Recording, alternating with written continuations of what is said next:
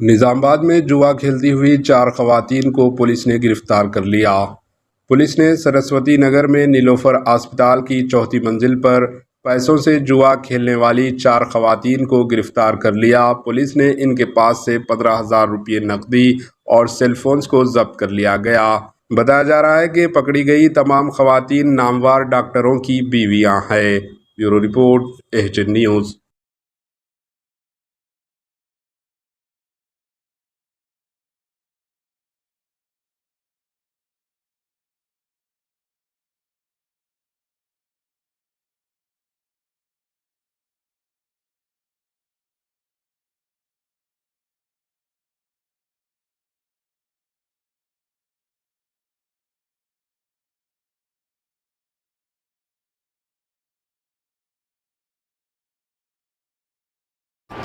HN news को like करें, share करें और सब्सक्राइब करना ना भूलें।